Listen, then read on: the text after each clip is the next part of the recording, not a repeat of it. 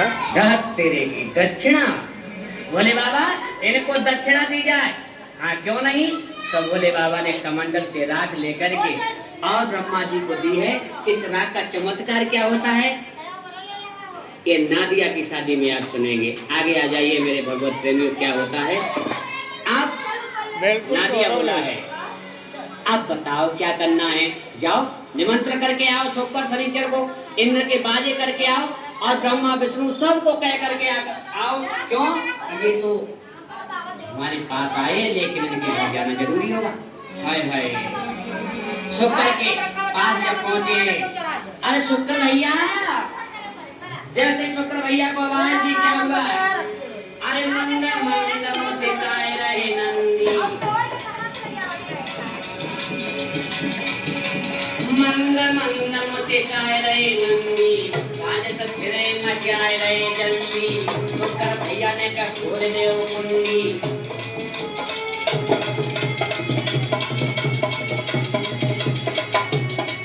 मेरे भैया के बारे ने का खोल दियो तुम सुन लियो। मेरे दादा के बारे ने का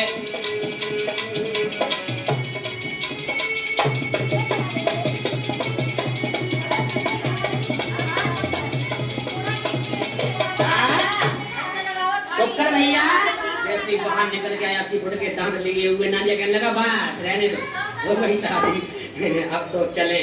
क्यों नादिया कैसे आए थे। हाय हाय कि नंदी भाई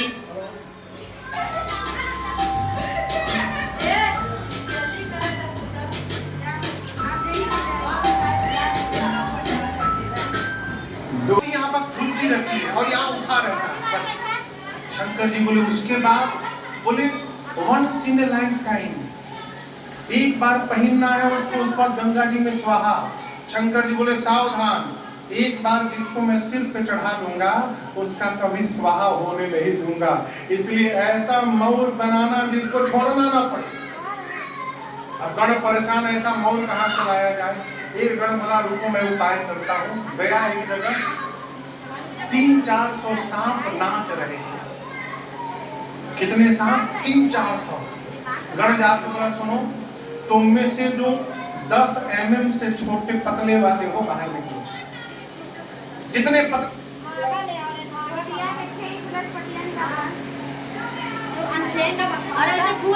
महिलाएं अपने पति की दीर्घायु, सौभाग्य और कल्याण के लिए करती हैं, वहीं अविवाहित कन्याएं इस व्रत को हरितालिका व्रत भाद्रपद मास के शुक्ल पक्ष की तृतीया तिथि को श्रद्धा और भक्ति के साथ किया जाता है।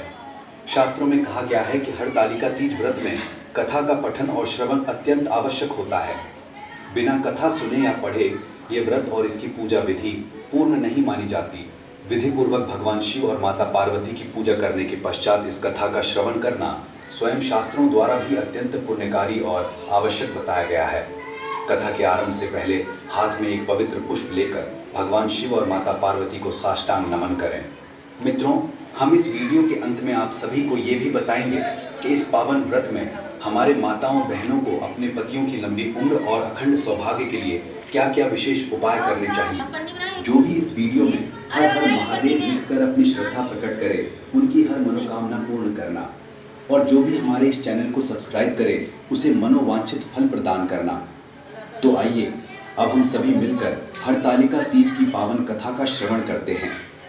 मित्रों, एक समय की बात है, स्वर्णाभूषणों से सुसज्जित मंद मंद मुस्कान बिखेरती हुई सौम्य और तेजस्विनी माता पार्वती एक दिन भगवान भोलेनाथ के पास आईं और फिर वे मंद मुस्कान के साथ भगवान प्रभु भोलेनाथ, आप त्रिलोचन निधान है, आपसे बढ़कर कौन जान सकता है। स्त्रियों, हमारी कन्या श्रद्धा से करे तो उसे जीवन में एक ऐसा पति मिले जो न केवल सुख शांति और समृद्धि से परिपूर्ण हो।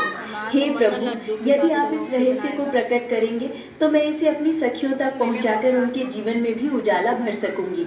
वे सभी आपके भक्त हैं। उन्होंने मुझसे पूछा कि हे पार्वती, प्रभु, ये प्रश्न उन्होंने मुझसे हृदय की गहराई से किया है और मैं चाहती हूँ कि इस प्रश्न का उत्तर भी आपकी कृपा दृष्टि से ही मिले।